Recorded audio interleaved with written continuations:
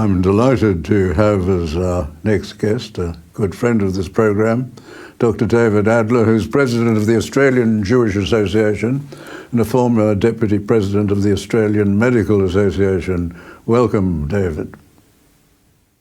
Professor David Flint, it's always a privilege to talk to you. Thank you. Thank you very much. Now, it seems to me, David,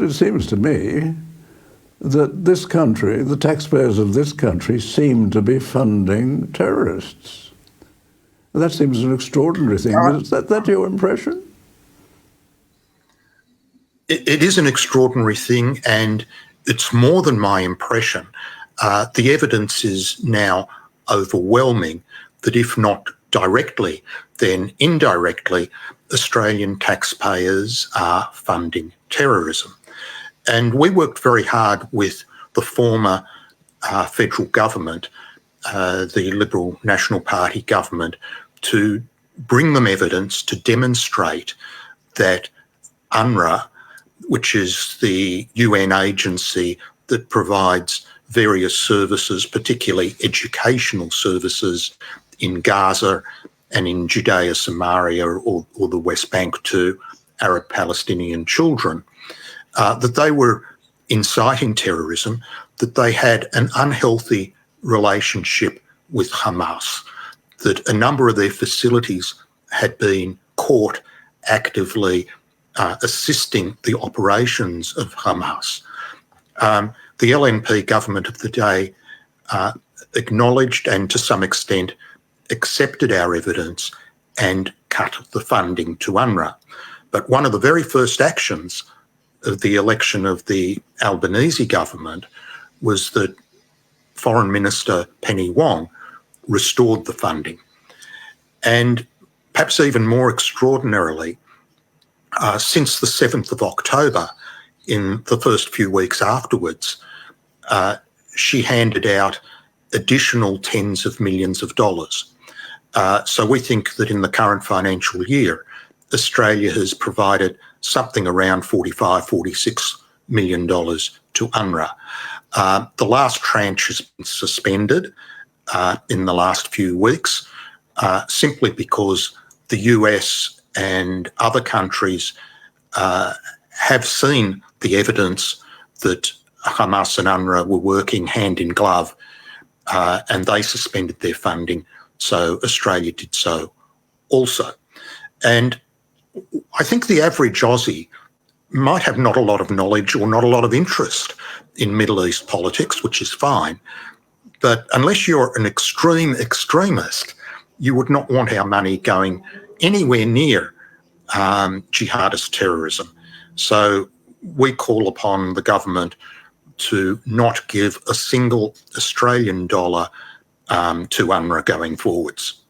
There's been evidence, has there not, that there were UNRWA personnel involved in that extraordinarily hideous activity against Jewish people on the 7th of October, and also evidence, is there not, that under the UNRWA building there was access to the tunnels that Hamas uses for its illicit activities, not to protect the people of Gaza, but to undertake warlike activities against Israel. Look, you're quite right. There have now been somewhere between 30 and 40 UNRWA staff identified as actively assisting and participating in the barbaric terrorism of 7th of October. There was also a Telegram chat group of some 3,000 UNRWA teachers, and just short of 250,000 messages have been reviewed, with thousands of them celebrating and supporting the terrorism of the 7th of October.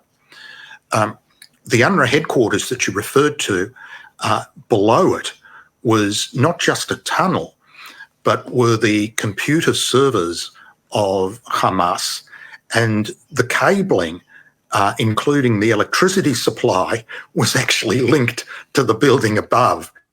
And so do they claim to be ignorant of all electricity for the service.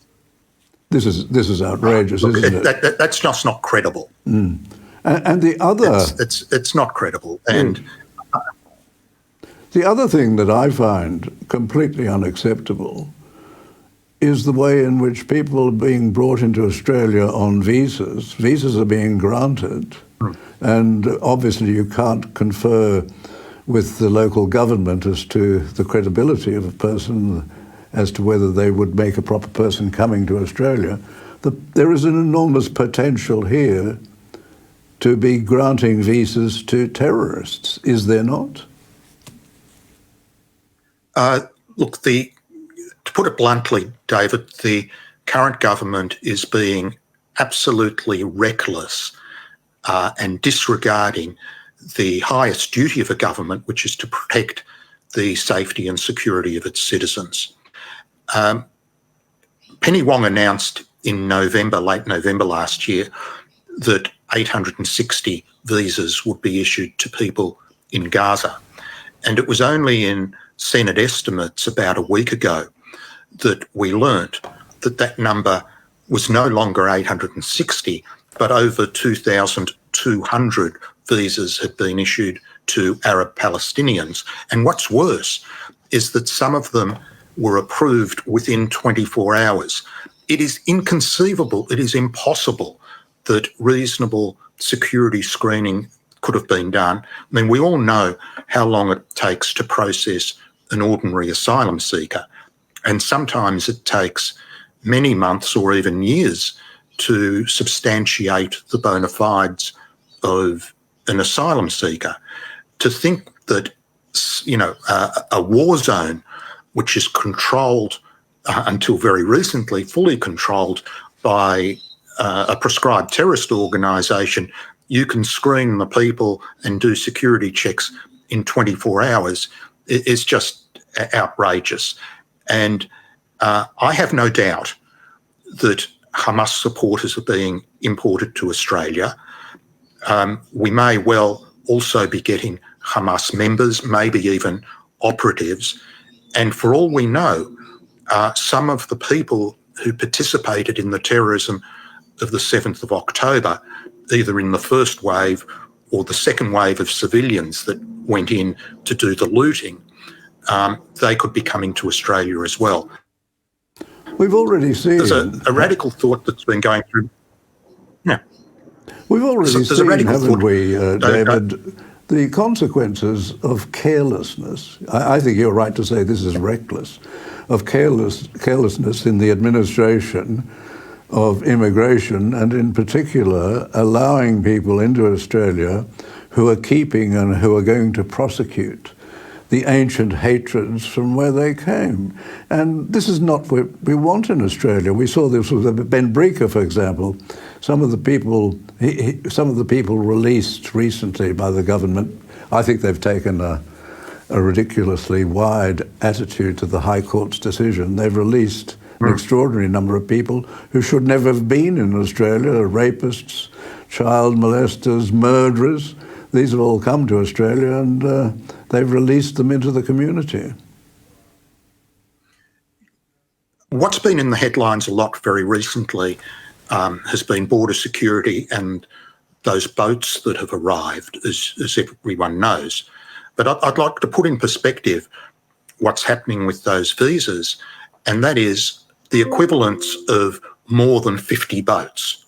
Being the small boats that bring people to Australia unauthorised generally carry 20, 30, 40 people. So we have over 50 times that quantity who have already received so-called temporary visas to come to Australia.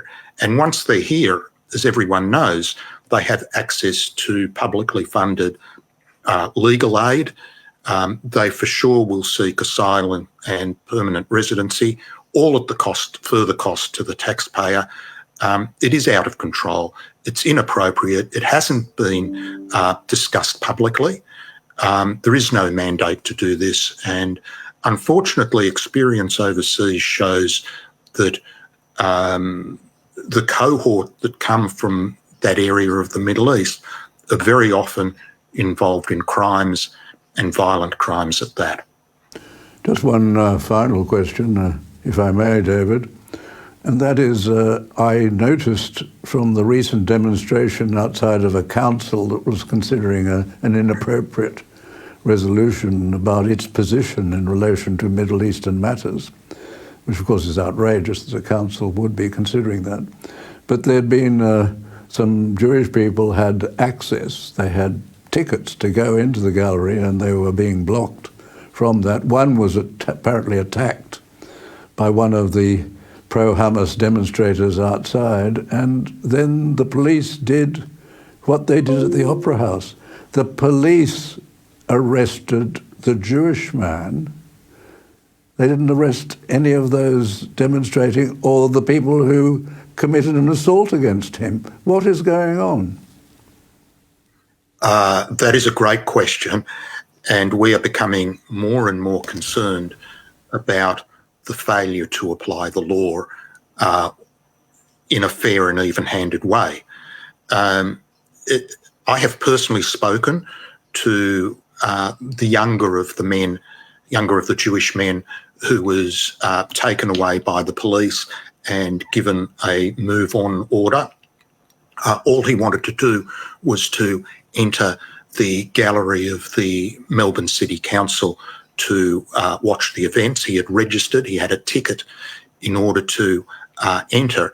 And you would have thought that the duty of the police is to facilitate citizens going about their lawful business, in this case, attending a public meeting in the council chamber.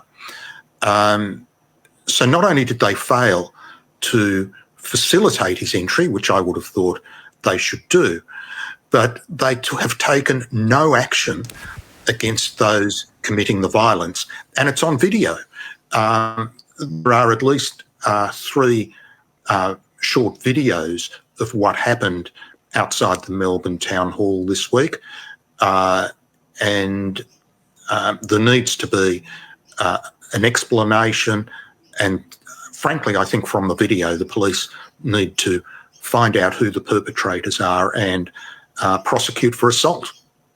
I would agree entirely. David, thank you so much for your time, and thank you for the important role that you are playing in restoring, hopefully, the rule of law in this country to what it should be. Thank you. Thank you.